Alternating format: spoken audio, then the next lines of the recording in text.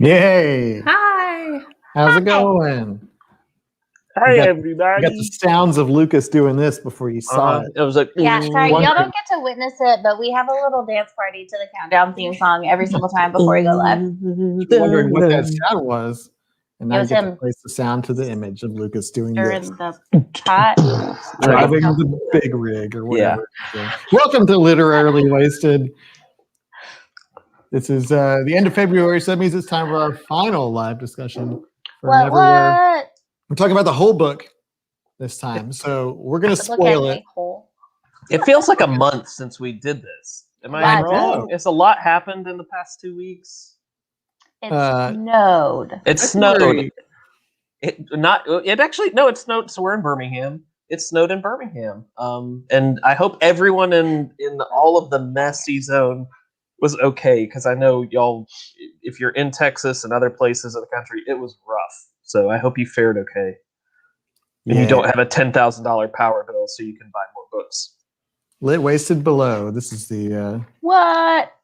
the underside of Literally Wasted. Looks the same. The underside. Lucas has a hat. I have a hat. Oh, wait, I have to say hi to people. Okay, here we go. Hi, Jean and Catmos and Gigglesbits and Tammy and Mike and Gigglesbits and Amber and Sarah and Kay and Jean and Giggle and hold on. Jean and Emily and America and Lisa and Natalie and Matt and Peggy, Casey and Amanda, Jen, Julie, Jean, Katie, Cindy, Philip, Brandy, Sarah, Jenny. It's very you're saying hey twice, some of you. It's very confusing. Trish, Caitlin, Andrew, Brandy, Natalie, and Kit. If you're able to make out your name during that, then Rosie, Laura, Nikki, Deirdre, Karina, Philip, Jennifer. Round of applause. You're kind of slurring those together more than usual tonight. Yeah. I'm drinking water. She does have water. Sure you are. But yes, hi everybody. We've got vodka. This was a good one. We had quite a bit of discussion topics on the post that Christy made yesterday, so that's exciting. That means we have things to talk about. Things. I finished the book. I also read a short story, How the Marquis Got His Coat Back. And the second epilogue. Which was actually the prologue that I think he originally Oh, yeah, second prologue. You're right. And it's not in the audiobook, so if you listen Sorry, Lucas. That is not what I said, Matt. Judgy.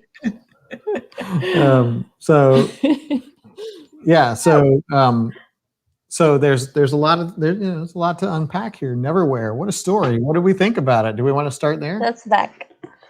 Not off to a great start. What a story, Mark. Do we want to? Yeah, no, I think that was a great place to start. I loved it. I thought it was a really fun ride.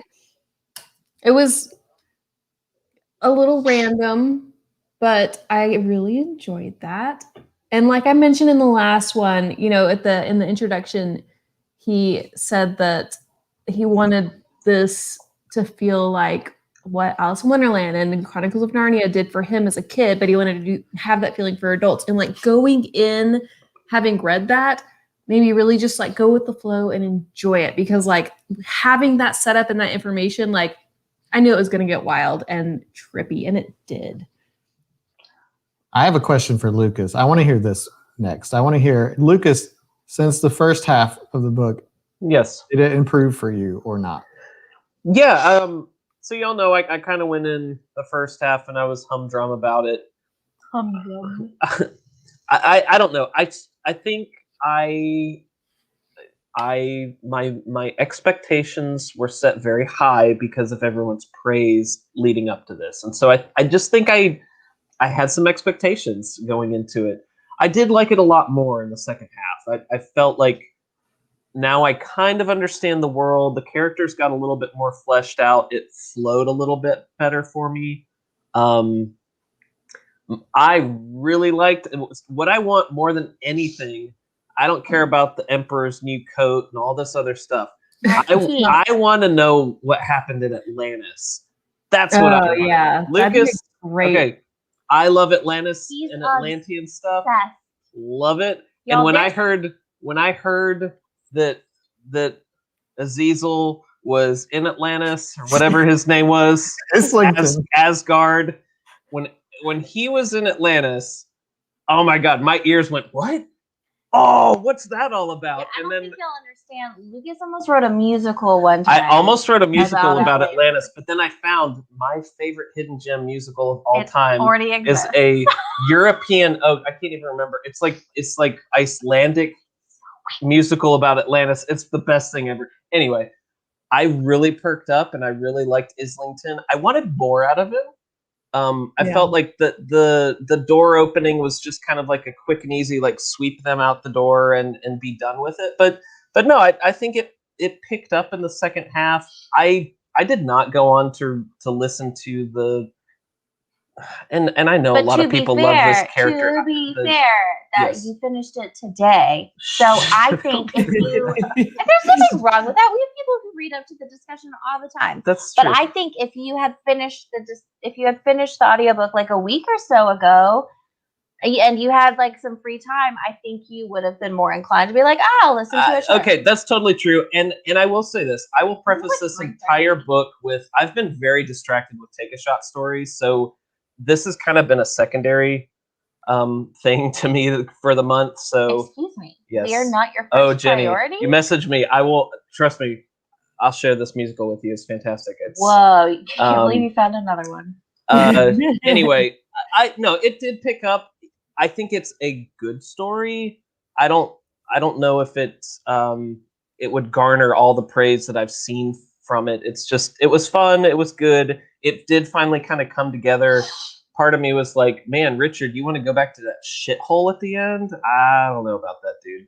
But I get it. But it was an adventure. It was an adventure, and he lived his life. Hobbit, and he wanted to come out of his little hole and go have an adventure. He's literally, isn't the Hobbit? It's from Hitchhiker's Guide too. So that's what that guy plays. Is he plays the boring little dude who like just gets sucked up into a crazy adventure. Martin, what's his face? Yeah. Yes. So, anyways, same thing, same premise.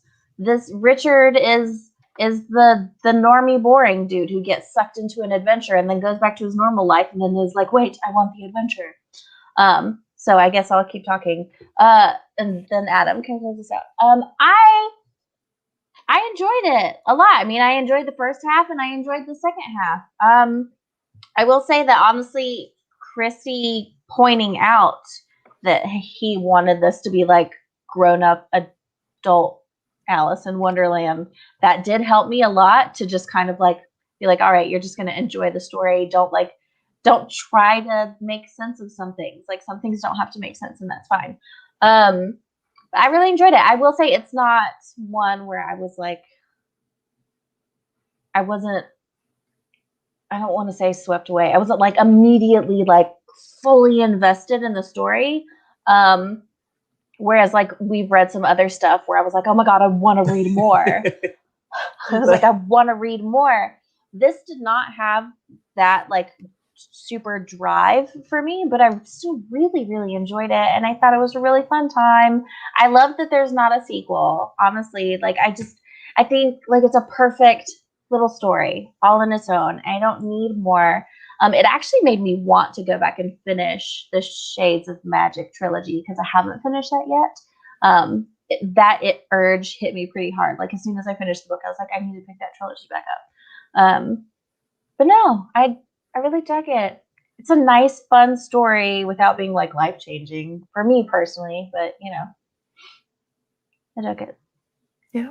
Yeah, I mean, I liked it. I liked it a lot. I think it definitely picked up for me too in the second half. And you know, our discussion last time really helped frame my state of mind for going into the second half of the book, which was super helpful.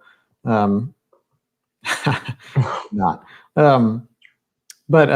so no, I really liked it, and I enjoyed reading everybody's comments, and like a lot of people were comparing it to The Magicians, especially like the way it ended, and I saw people compare it to I can see that. Magic.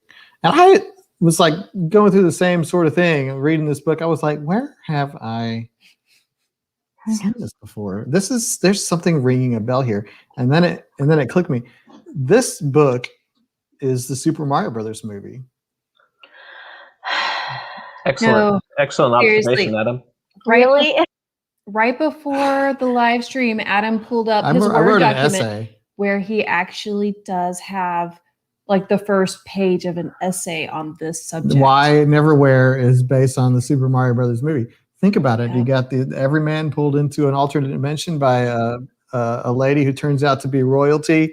In that alternate dimension, you have the two henchmen that are really dumb in the Mario Brothers, but then really smart. Is that why you're wearing your Mario shirt? Yes. And thank you, Aaron. And then you have the big baddie whose big goal is to escape back to the world they came from and rule it, like King Koopa tried to merge the dimensions. Islington trying to go back to him. You see what I'm saying? Like, he just puts a bunch of Britishisms in there, and then it becomes Neverwhere. I think that Neil Gaiman watched Super Mario Brothers and was like, I can write that better. But no, really, I enjoyed it. It was very fantastical and it was fun. And I hope he didn't hear that. My two favorite characters. I know you did, Neil. He's watching. He's watching. You know it. And you stayed up late for this. I know you're in England or whatever, maybe. But yeah. So my favorite characters, Krupp and Vandermeer. Still, yeah. I was a little bit disappointed in the ending. Yeah, they kind of fizzled out towards the end there. Like you would expect more.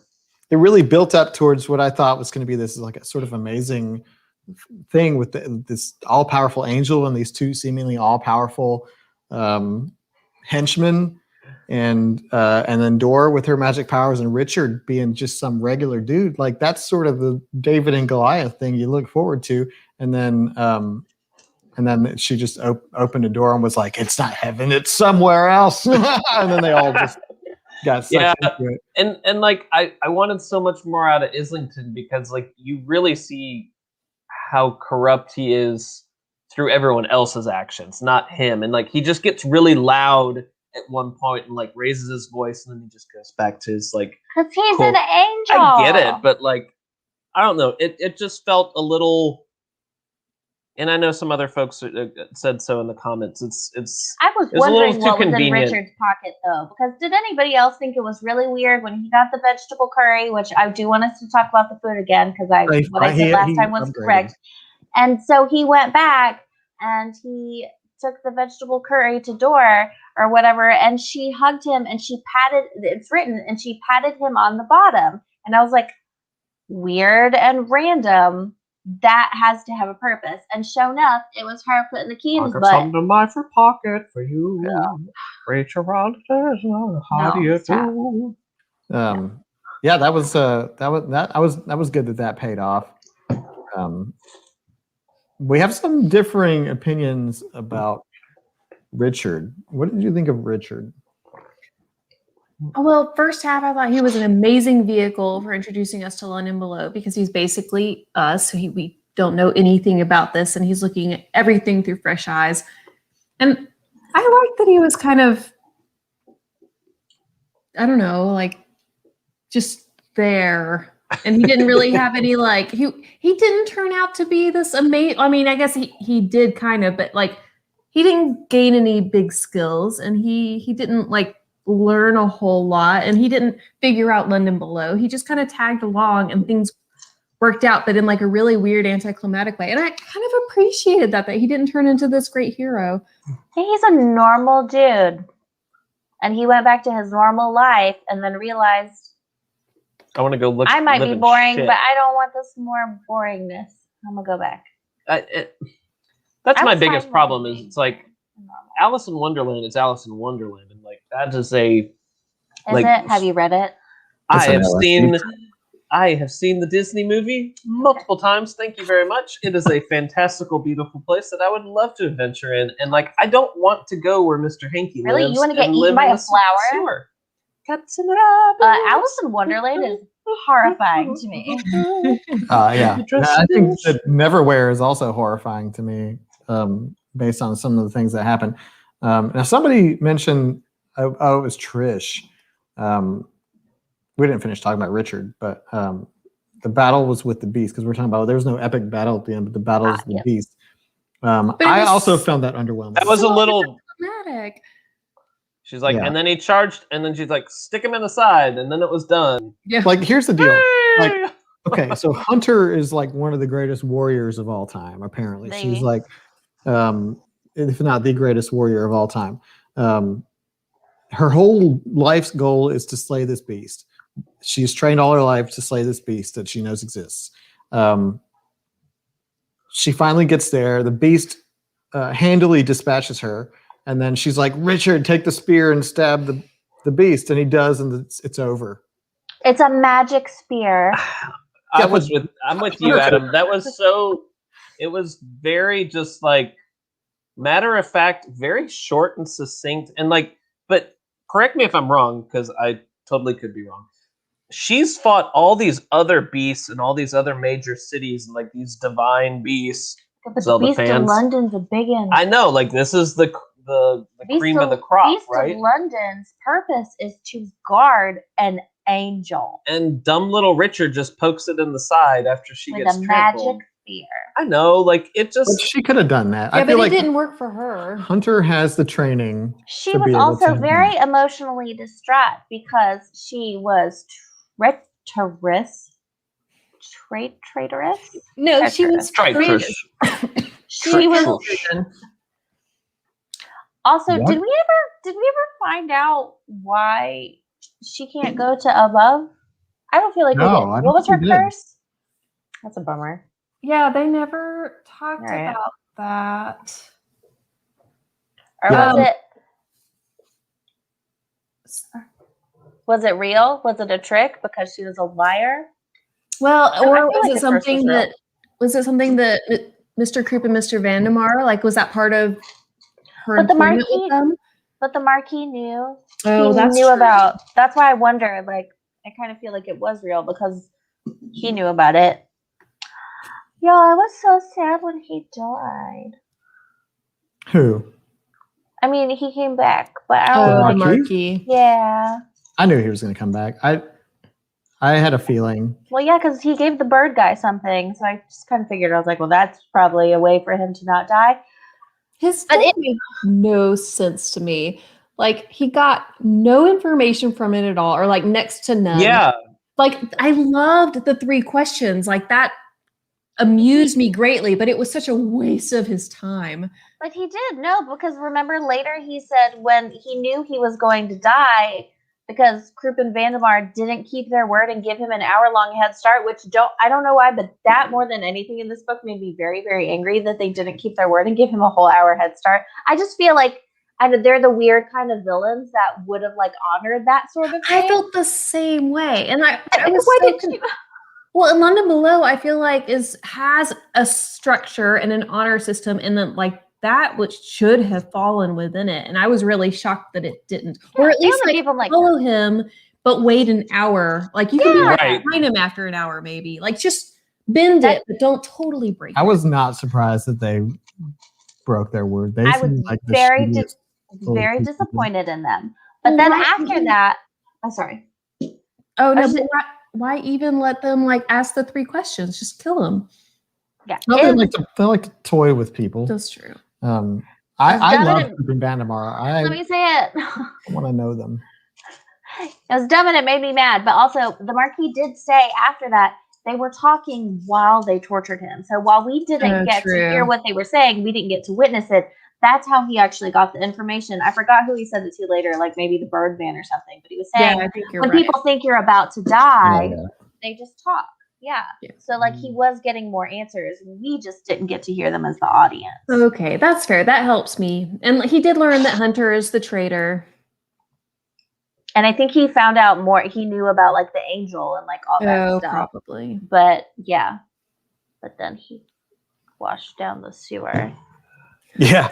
I mean, the Marquis is an interesting character. I'm not drinking that water. Poop water. This was funny to me.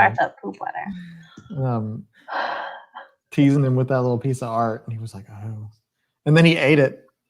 That was freaking weird and smart and creepy, and it's like I got it because he's talking about how priceless it is. So obviously he derives all of the satisfaction and joy in knowing that he is destroying something that is so unique and priceless, and that's where it comes from.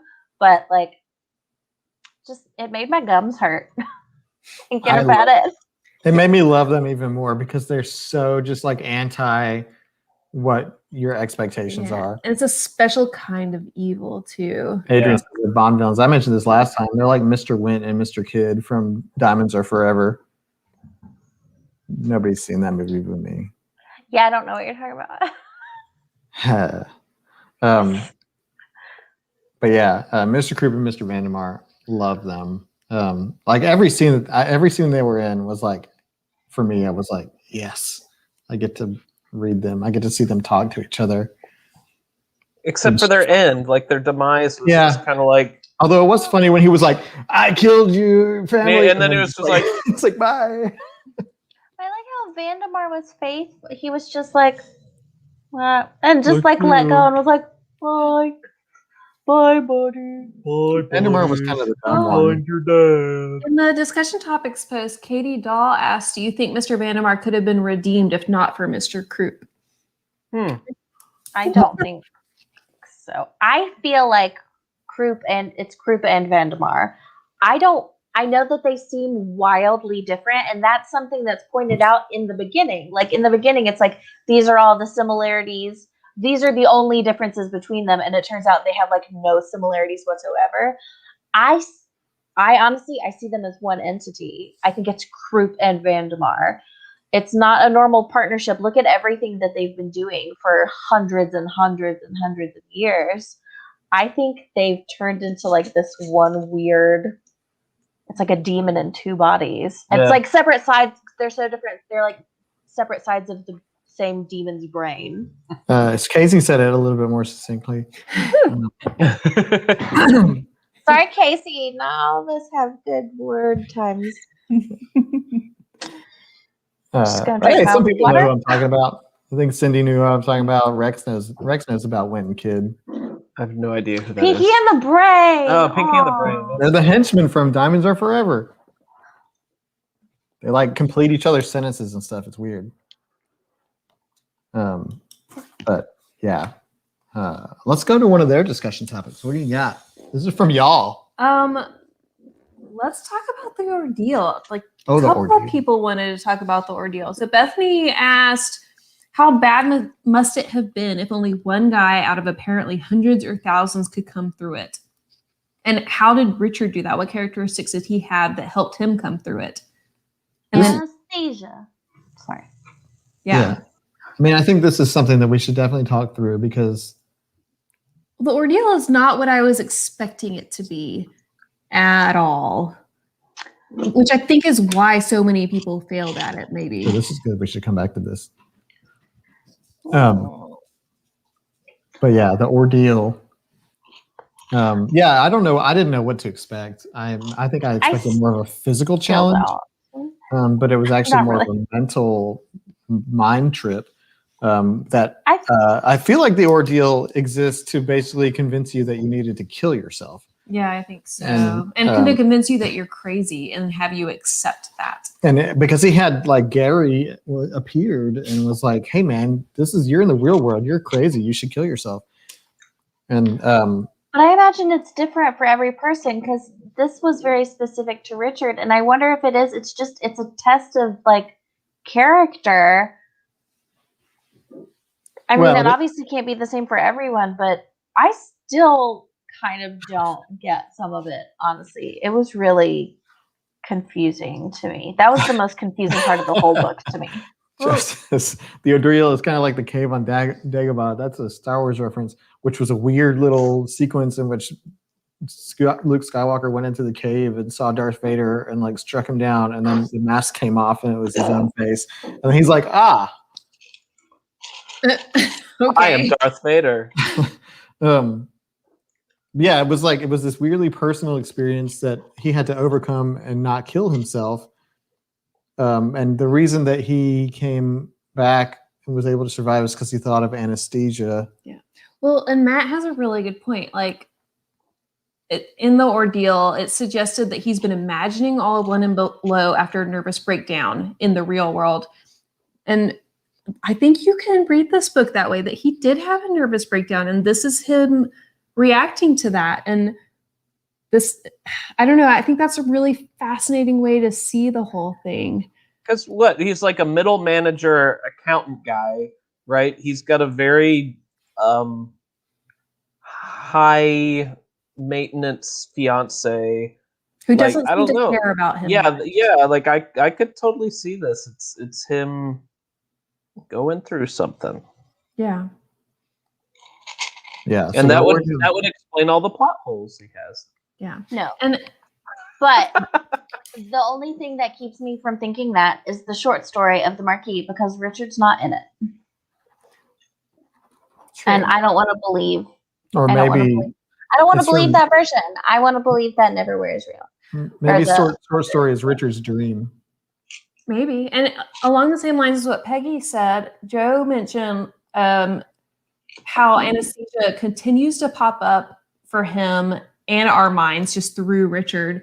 And she was actually a really minor character, and she took up a ton of headspace for Richard as he continued his journey. And he even referred to her during the ordeal as one of his friends. And they barely knew each other. The time that they spent together was so minor. But it just proves he didn't have any real connection. He was so desperate to have people in his life that were unique. I mean, even Gary, he was like, Gary's my friend. And he was like, yeah. Gary, to me, was, I pictured him as Clark Griswold's friend from Christmas Vacation. Yes. He was that guy. We'll have a very Merry Christmas. So you're putting in a pool. Yeah, that guy. I agree very much with this. It has to be, except because there are a couple of people did make it through, but it permanently damaged them, and now the friars had to take care of them forever because they're, I'm assuming, vegetable-ish. Now the friars were interesting too, because they put him through this ordeal and they give him this key, and they know exactly what he's going to do with it. They know the story. They know why Islington wants it, and they go back and they're like, "Why?" And they're like, "We weren't told to tell you." Yeah. What happens is, whatever. Yeah, that was really interesting. It's like, okay, all right.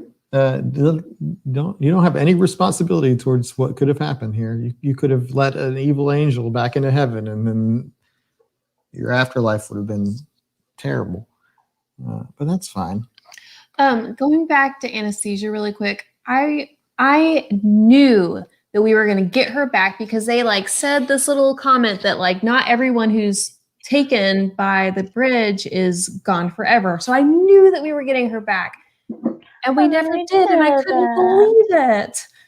That's so sad. Someone lied to me, too, because we were like, I don't remember who it was. Y'all better be glad I don't remember, otherwise I'd yell at you. But someone commented in the first discussion because I was so upset about losing her, and they were like, oh, don't count her out, or something like that. And I was, who was it?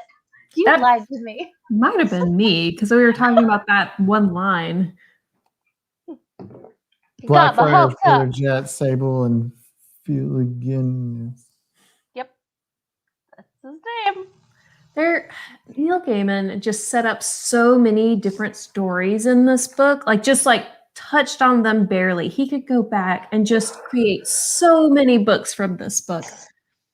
The Seven Sisters or whatever, that Hunter. Oh yeah, I like worked for Serpentine. Yeah, I want to know more. There were so many people I wanted to know more about. Someone was commenting about her in a few seconds ago, a minute ago. Time means nothing. Yeah. But it made a good point. It also reminded me they came and they took Hunter's body at the end. Do y'all think Hunter's dead? Well, so even the Marquis was dead. The Marquis, is it the Marquis says something to someone? It's like, do you keep your life elsewhere or something like that? Where it's like, huh? Why'd they come take? Yeah, he keeps it in the duck egg in the silver box. Yeah, that you gave the bird dude. Where's Hunter? Why'd they take her body? Where'd they take it? Yeah, so there's some weird stuff that he's playing around with. Meow. There's Orange. That cat's name is literally Orange. No, it's not. There was It's also my that. cute. What was the name of the that vampire lady that turned? Oh yeah, she was cool. Oh yeah, I forgot. Guide. Her name made me laugh. What was it was very like? Oh, It was like vagina. What was her name? what? There it is, right there on the screen. Virginia. No, Lamia. It was not that. I don't know. It was. Lamia. She was lame. Mia. But she kind of came. She kind of came out of nowhere at the end. Yeah. That was She's kind like- of the feel of Linda Below. Like She's like an ice cube vampire or something. And Christy mentioned this about the Marquis. I don't know if you already said this. Hopefully, I don't think so. You didn't. About the Marquis, the short story at the end about how like she thought it was just like a vehicle for Neil Gaiman to just introduce all these random things that he didn't get to do to put into the actual book, like the shepherds. Oh my god, I want to know more about the shepherds. Yes. Oh wait. Okay. Well, don't spoil it too much since that's in the short story. I'm not going to read it right now. I have so many other things that I would. It's literally, if it's an audiobook, it's probably like 6 minutes I'll long. listen to it. Well, like it's like I'll an listen to it actually. tomorrow. Really? Yeah, Jesus, it's pretty long. It's not. Yeah. It was very short in the book. I'll listen to it like- driving tomorrow. Felt like it was like 10 pages. Fine. Anyways, yes, Y'all can talk Lamia about the it. Velvet. Lamia the Velvet. That's why I thought her name was Vagina. Whatever. Is he growling at me? No, it's at me. Yeah, but the shepherds, the mushroom people. Oh yeah. The Elephant dude. I Who, thought like- that was a really fun story. Y'all just making Yeah. shit up. Don't Exactly. like it, doesn't it? Exactly. Okay. So I want to know from everybody if you could get Neil Gaiman to expand on any little storyline or snippet or character from the book or the short story, what would you get them to expand on? You can only choose one. Well, story of Atlantis. Atlantis. Yeah. Done. The end. Why are you growling at me? I take it back. You can do more than one because that wasn't fair. That's all I want. You just want to I don't talk know. about labia? I need the shepherds and I need the seven sisters like bad. Oh, and I would love some backstory on Hunter's like it's not other Lamina. expeditions and stuff. What do you mean it's not Lamina? I thought it was. Her name is not Lamina. It's Lamia. Lamia or Lamia, I think. I can't remember how he Lamia pronounces the it. Velvet.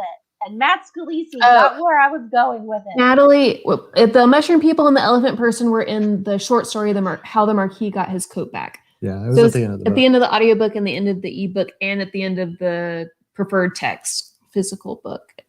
So Peggy wants the backstory of Serpentine and Hunter. Yeah. I like Katie Hunter. wants the Atlantis or the Seven Sisters. Laura's talking about sewer people. I'd like to know about Dora's family. Yeah. Honestly, like how did her whole family line like come to be? Like what all was her dad? Like he had goals and things, and there was a lot of, and they talk about her grandfather too and what a unique man was. I'd like to know more about the family. Well, and speaking of the family, like he left this huge thing about her sister just totally open. Like, does Dora find her sister, and what kind of relationship do they have? Oh, And, like, you had a sister? I don't know. I must have missed that. Or not just the sister, because that's true. They didn't find her body. She saw her brother's That's body. the sequel. But also, Well, there's one part where it said that she had more than one brother. I think all of her family was killed except for one sister who was taken by Islington to open the door, but he couldn't get her to open the door, which is why he got Krupp and Van Mar to not kill Dor. Bobby wants to know, they want everyone to door in their home. Bobby wants to know about why Richard is having dreams about the beast. Yeah. I personally would love a story about Richard's childhood.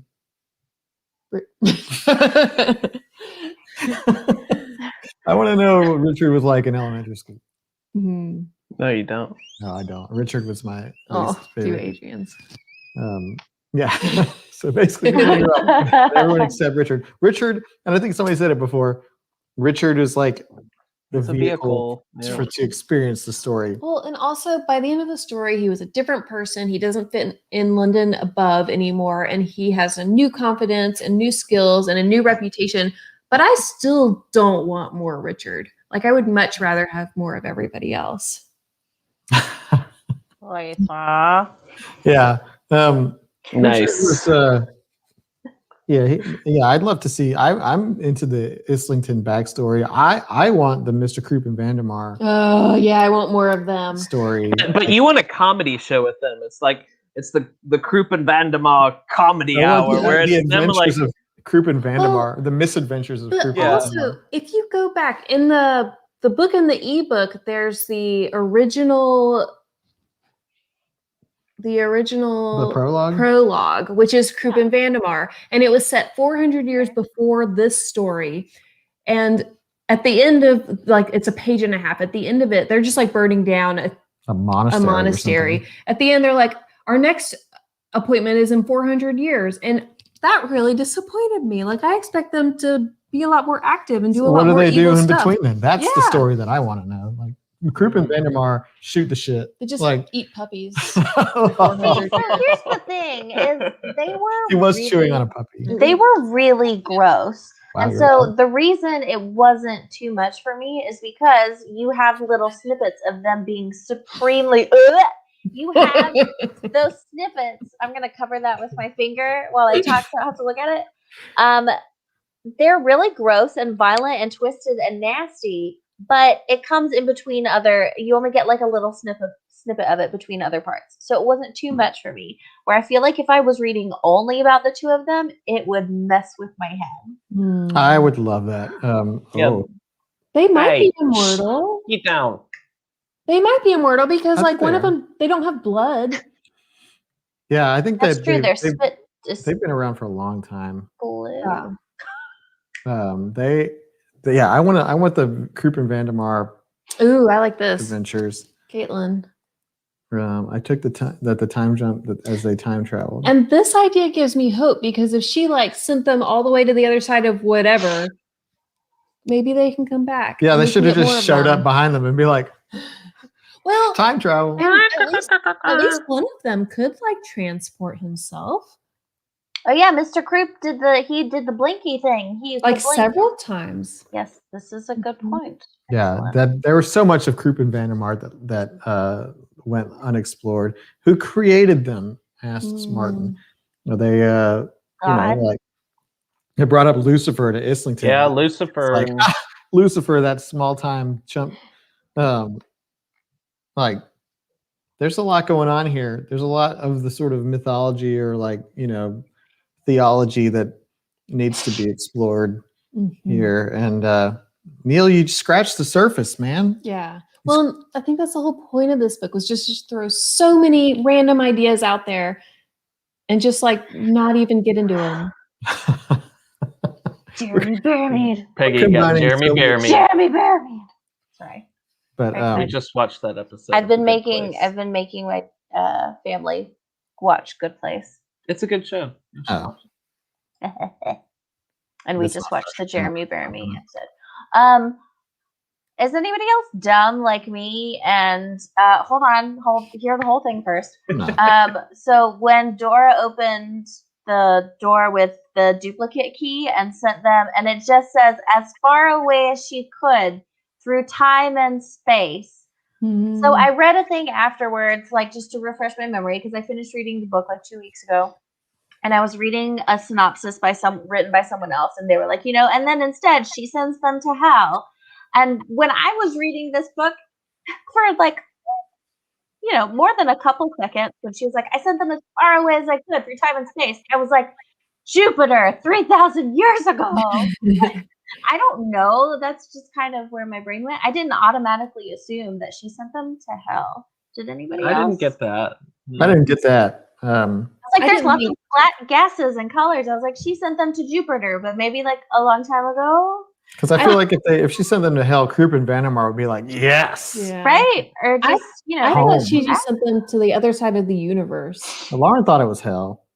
It could be. I thought literal space. I would not put it past to be some sort of like, the heaven obviously existed, so I guess hell could too, and angels and demon-like characters like Krupp and Vandermeer playing around in the below London.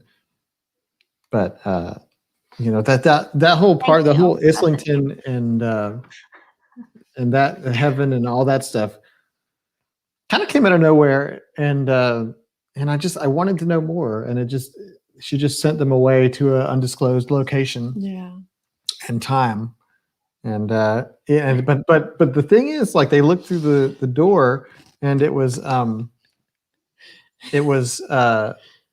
really bright, and it was white, and like Islington. Yeah, it's not my fault. But Islington thought that it was heaven. How long did it take for him to catch on that it wasn't heaven? It took him. It was too late by the time he did. Yeah. So like, you open the door, you see a bright light. Islington's like, yes. To be fair, he hasn't gone through this door to heaven ever. He's been in prison this whole time, so he didn't really know what to expect. But you'd like to think that, like, at one point he was there. He should remember what it looks like. Okay, but she didn't have the door open all the way. It said she was like tugging on it. Oh yeah, it was really, really difficult for her to open the door because she used all of her energy to open a door as far away as possible. So she literally was just like, and all you saw was the light coming out of the door seam. So it wasn't like wide open. It wasn't like, ooh, these pink fluffy clouds and harps look familiar. I don't know. That's Mike, no spoilers. I haven't gotten to that part of Portal. Portal 2 is an old game. It is a solid game, but I haven't gotten to that. Is that the one where the cake is alive? That's the first Portal, but yeah, it's super good. A sequel is allegedly coming. Allegedly.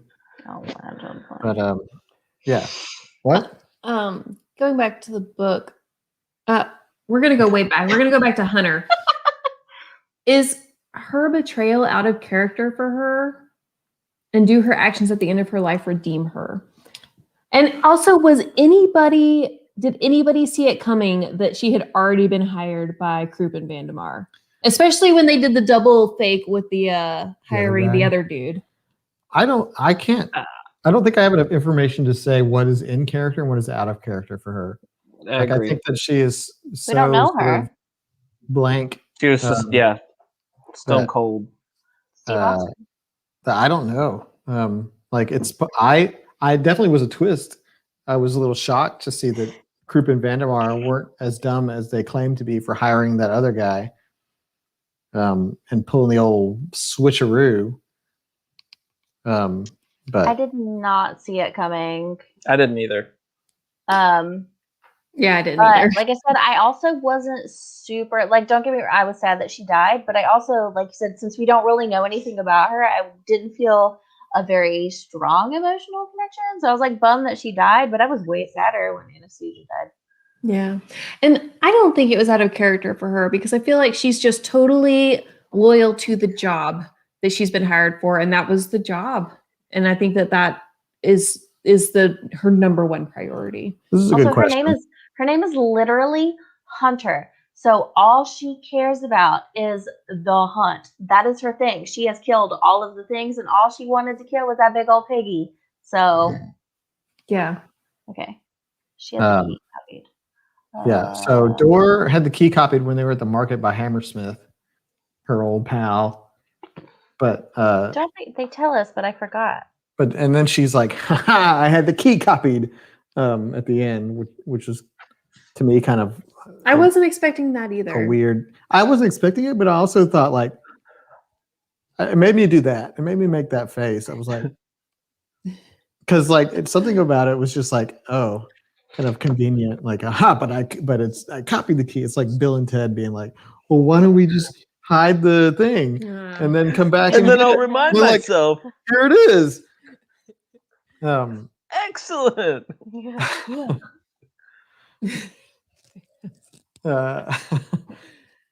It was a security measure because she didn't know Islington and she didn't know its motives. And Krupp and Vandermeer did tell them that there was a traitor. Yeah.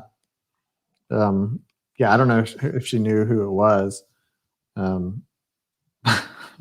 It's not that nice, Philip. It's like every other spear, except maybe it's a little shinier.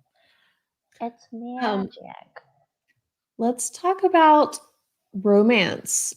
Like there wasn't really any, but like clearly Richard and Dor had some sort of connection, but she might be 16.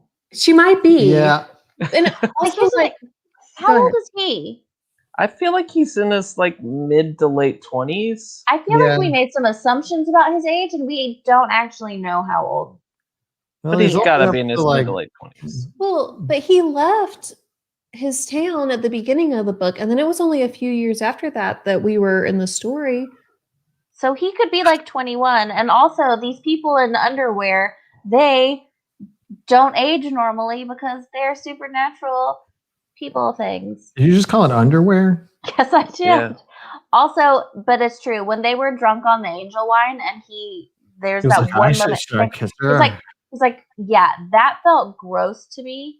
But I was very thankful. But I do feel like maybe that was just Neil showing that they were super drunk.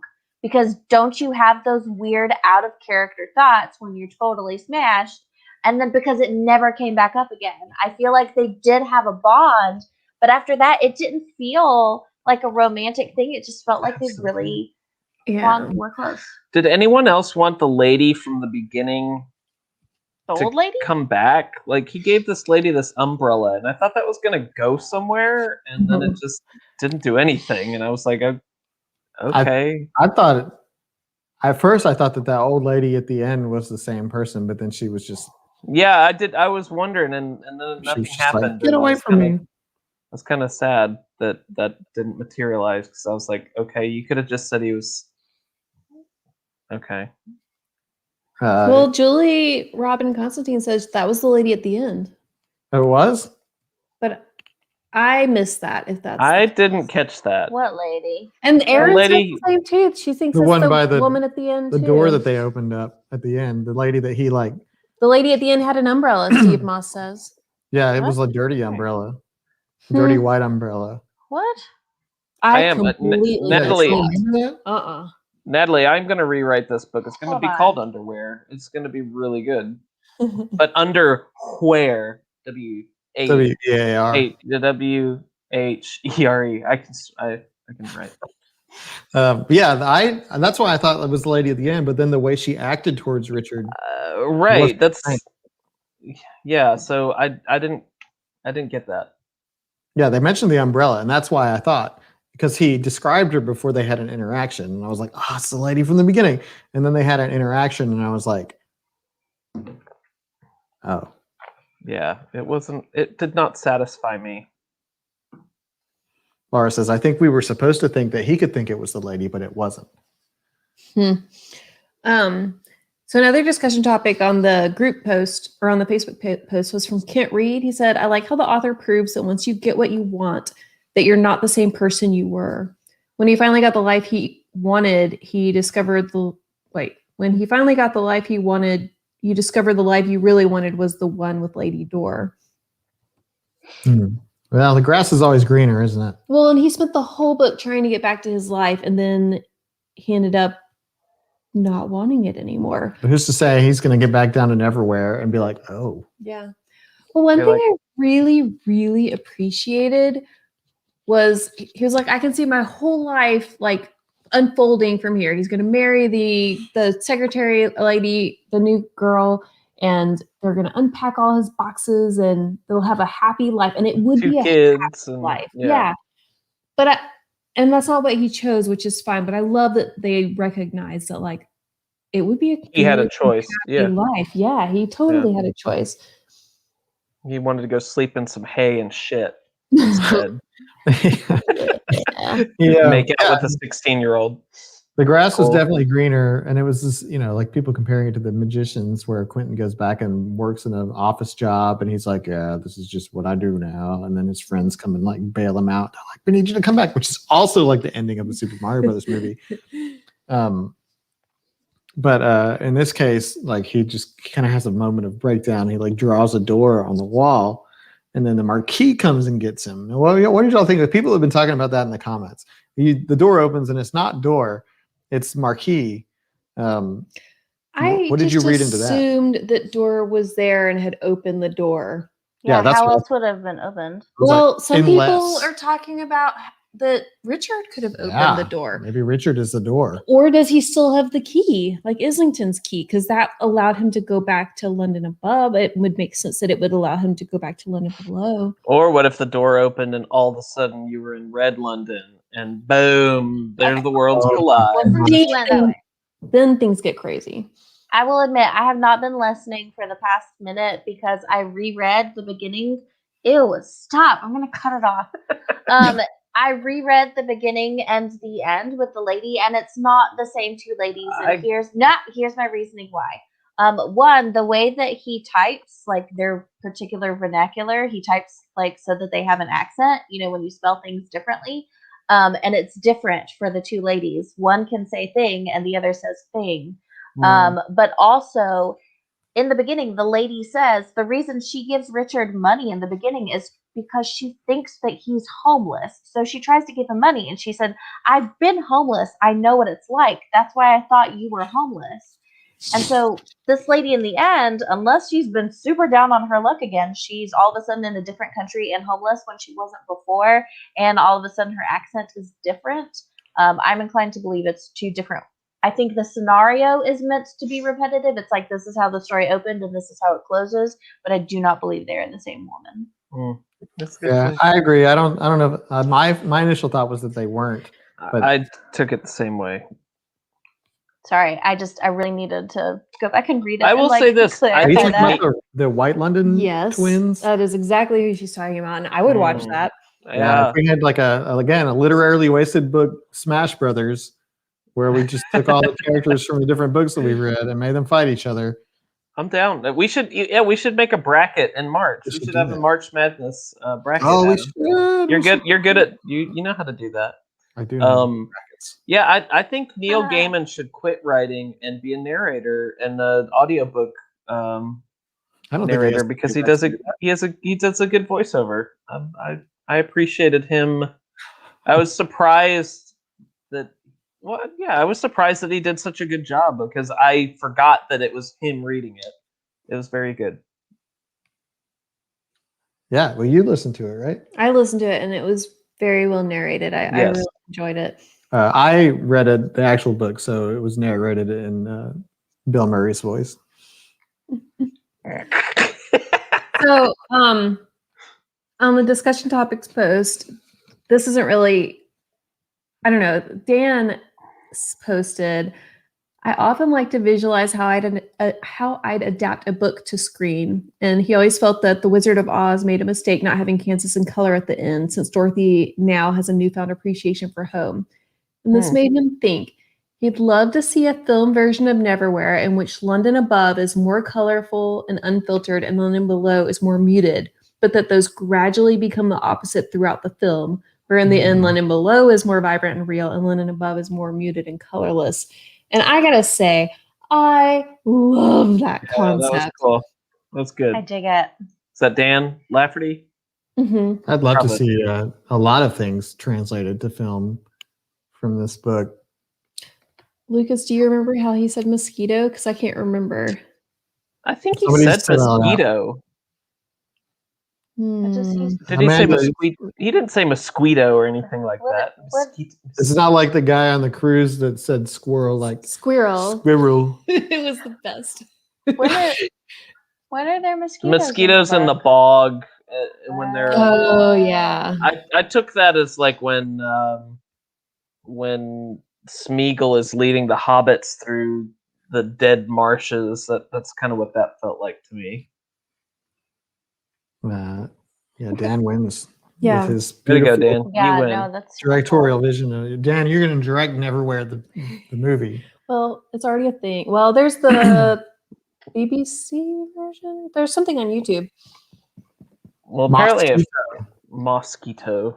Like how Benedict Cumberbatch can't say penguin. Y'all should Google that sometime. He says penguin. No, he says penguin. Penguin. Well, that's cute. Yeah, Adrian. Yeah, it's yes. Thank you. I literally, it's really funny. You should go watch it. There's a compilation because Graham Norton made fun of him for it, but it's because he had to narrate a documentary about penguins, and so not only could he not say it, but he said it incorrectly like 30 times. And there's a clip of him just being like penguin, like over and over and over again. It's Who would so play weird. Richard the Marquis in Door? You know, we mentioned Martin Space from the other things. Like he's certainly like that sort of average dude. Yeah. We've done this before. We when we did Wool and something else, we did like a cast this, and we had a whole post about it. It was a lot of fun. I don't know. I can't think. It's got to be a very vanilla white man. I see Dor. She's too old now, but when she was younger, Dakota Fanning with her big old creepy eyeballs. I can see that. The Marquis, Dwayne Johnson. No, of course. I think Dwayne Johnson should be Dor. Fired. Oh, or no. Ooh, the girl who played Luna Lovegood as Dor. I can see that. Is Dor blonde? I don't know. I just see her. Something about her seems very ghostly to me. I see her as being kind of transparent. Something about her. Young Simon Pegg. We got Dan Stevens as Richard, Summer Glau as Dor from the Firefly time. Okay. I guess I can see that. She's a bit. Is that the shiny girl? No, that's the weird doctor sister that's got special skills. It's been a hot minute since I don't know who Dan Stevens is. I don't either. He's too young. If he were older, then I could see. Why can I never remember people's real names? Johnny Depp. Troy Barnes. Glover. Yeah, Daniel Glover. Yes. Donald Glover. Donald Glover. As who? As the Marquis. Actually, the Marquis is someone older. I expect. Well, I said he's too young, but it's just he has to. Okay, the way we're introduced. No, stop. The way that we're introduced to the Marquis is his smile. So for me, that is what I pictured the entire book. All right, hear me out. Someone who has a captivating and charming, but almost slightly sinister smile. Yeah. And I could see him with that big old smile. Hear me out on this one, because I see him as a big guy too. Really? I see him as tall and skinny. No, I see him as a big guy. I think it could be Liam Neeson. Ooh, Marquis? Why not? He's black. Idris Elba. He could be black-faced Liam. He's black? He's described. Oh my god! No, he's not. These books. I listened to this book. When did it say? And here's the Marquis. We got a lot of people supporting Idris Elba is Idris good. Elba as the Marquis. And then, all right, well then Idris Elba. There.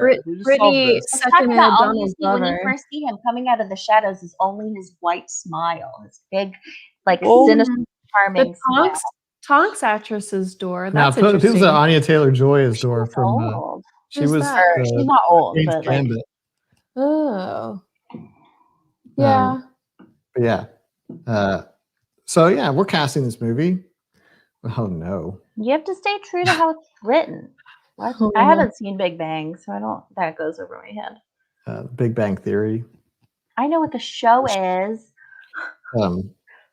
Okay, so we're 1 minute away from the hour mark here. Hold on, I gotta find it. It's been a spirited, lively discussion, so thank you all for that.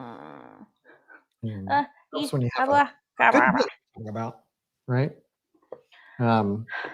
So final thoughts? Do we want to go there? What do y'all think of this? What's your final thoughts on Neverwhere? Would you read the next one? I think that I definitely would. I agree. I will too. When it comes out in 15 years. Yeah, I don't think it's happening. I would probably pass because there's so much other stuff, and I'd rather read something more sci-fi. It wasn't bad. Like it turned out to be an enjoyable ride overall, but it's just it didn't ring home to me as much as I wanted it to. I think going into it, I don't think that I would read a true sequel to Neverwhere. I would read a spin-off. Yeah, something in the same universe, definitely. I agree with that. I don't feel like this needs a sequel. And I gotta say, how the Marquis got his coat back was really interesting, and just that it gives you more of London Below. But I felt like I wanted more from it, and I didn't enjoy the role that his brother played because it was very solving everybody's problems from out of nowhere. That would be awesome. Ooh, that's interesting. Who do you think? Who would be who? Patrick Stewart would be the dumb one. He would be Vandermeer. What? And yeah, I think it would be hilarious to watch Patrick Stewart play that type. It would be that would be funny really because funny. that's like the opposite of what you expect. And he can play anything, so it's That being said, Angela Boone, I'm calling you out to say it is absolutely okay that you hated this book. Guess what? We're reading another one next month. Maybe you'll like that one. Yeah, what are we? I honestly can't. Six of Crows by Lee Bardugo. Lee Bardugo? Bardugo. Lee Bardugo. So yeah, Six of Crows by Lee Bardugo for next month, and then the month after that is Red Sister by Mark Lawrence. Because y'all couldn't decide what you wanted, so we gave you both. We gave you both, and it made it easy on us. Well, I think it's exciting. No, it really was. It was. No, it was cool. It's the closest pull we've had. Well, that would be good too. Good Omens duo. Yeah. I actually love Charlie Sheen would be awesome. My vote right here. I love them together. I love Charlie Sheen so much. Oh my god. Get out. Yeah. Did we go through our final thoughts? There are maps. Oh, good. But yeah, so Six of Crows. The events are on the main Facebook page. So if you go and you RSVP to those events, they'll send you a Facebook notification, like a reminder beforehand. Hey, this discussion's coming up, so that you don't forget. It's super handy for all of you people who always forget when we're talking. Yeah, Aaron, think of Six of Crows as like a warm up for Red Sister, if that's what you're really looking forward to. I'm looking forward to both. I think it was a hard choice. Obviously, Six of Crows. We're gonna have a nice heist. We haven't had a heist book yet. No, I'm down for a heist book. That's good. So this is going to be and people seem to love it. And then once we get also Netflix is creating a show out of the world that Six of Crows is in. So it's Six of Crows and there's another trilogy. So then we've got the heist, and then you can look forward to Assassin Nuns for April. Yeah, down for that. Red Sister. I got two fun things coming up. Six of Crows is a bit of a young adult, but there's nothing wrong with that. We're all young adults at home. As long as it's a good story, it doesn't really matter who it's targeted to. So I'm excited. I'm looking forward to it. I thought Neverwhere was good. I think we had a good run. We've had a good run right so far. There hasn't been anything that I've just totally despised. We haven't had an interview with the vampire in a while. Yeah, it's been over a year. The last dud for me was the Haruki Murakami. Oh yeah, I don't know. Calcutech. Yeah, that was a Hard-Boiled Wonderland and the End of the World. Yeah. But it wasn't so much that was bad as it was just very confusing. Yeah. It had its moments. And look, as much as I appreciated this book, it was fun. But guys, like I said, I was very distracted this month. We've been working on our Take a Shot stories. And if you don't know about Take a Shot stories, oh my God, we have 44 writers contributing to an adventure book. And it is working out. And I know we're just in like the second week, but it's working out so well and magically so far. And Brandy Stroud if it hasn't been your turn yet, don't mess it up. And Abbott Jones contributed their selections, and they were fantastic. And now I was going to say Thor. I was mixing Sverre and Jay together into Thor. That's who you guys are. Sverre and Jay are writing right now, and like, oh my God, like as much as this book is good, I'm so hopeful for the book that like we're all crowdsourcing together, and it's just so much fun. And it's like opening a Christmas present when we get a submission and I get to read it, and we're plugging it all into this map, and I cannot wait. For real, y'all. He talks about it every day. Oh, it's so cool. It's so good. Shut up. It's so good. It's good. Like it is legit good. So yeah, so everyone has their numbers. You've been assigned on the tree, and y'all have seen the tree. So it's gonna take a few weeks, and There's going to be weeks where we've got just 2 people writing, but there's going to probably be weeks here where there's like maybe 6 people writing all at once. But the cool thing is, and I'll give Sphere a shout out. Like he's read the other side of the story. So I wrote the first part, then Adam wrote, and it split into, you can't see my split. It split into Abbott and Brandy, and Sphere wrote under Abbott's line, but like he's taking into consideration this. So like, I can't wait to see how people pull from the other thing. It's just so much fun. Like I can't wait to share this with you guys. It's like as good as, and like Neil Gaiman is a fantastic writer, but like, I don't know, this feels like our story. Did and you it's hear so that, cool. You guys? He just called all y'all better than Neil Gaiman. I did. So I did, because I'm way more excited about what we're doing than Neil Gaiman. But if you're not part of Take a Shot, don't worry.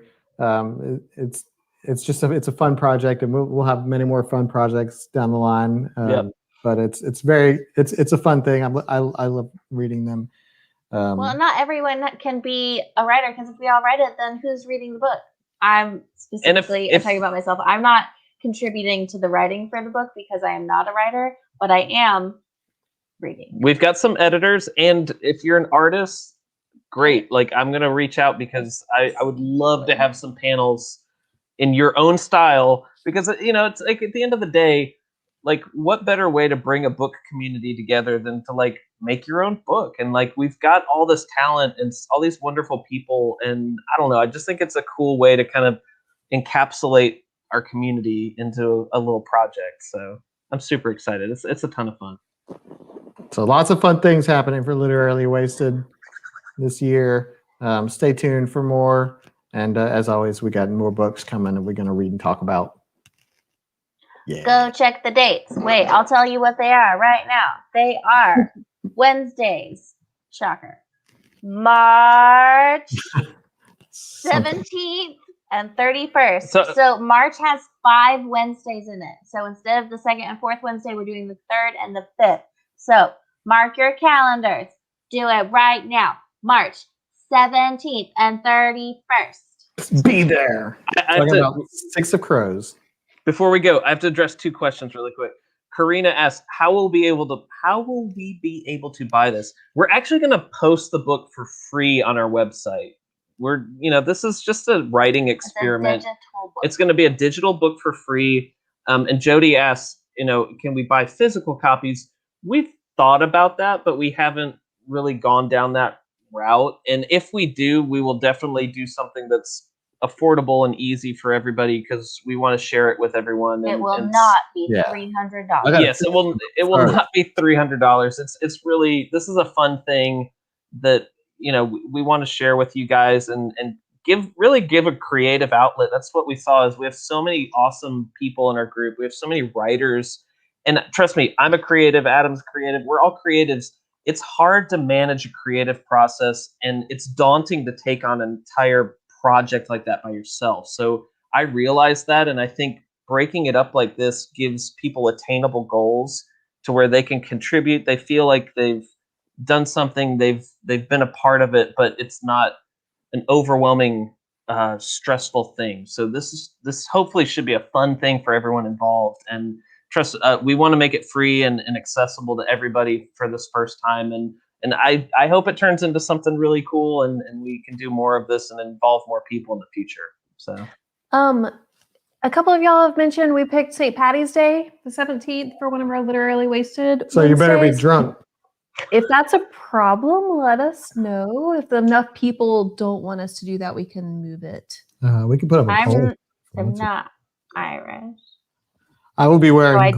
So I didn't think about it. I didn't think about it either, and still being in the middle of COVID stuff. I know. Stacy said, "Shouldn't we be out drinking green beer?" Stacy, no, you should be drinking green beer at home in your jams. Okay, with us on Literally Wasted live stream.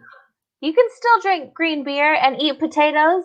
Just do it at home on your couch. Man. No, we should do another together live stream when all this is over. That would be fun. Remember how we used to do that? Oh my god, that was so long ago. What? We used we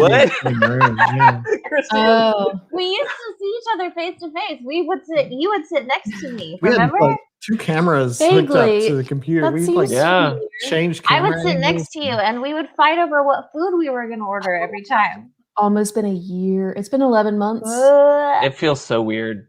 Sitting on them couches. It was like the last one of March was our last one, wasn't it? Yeah. Our last live one Charles.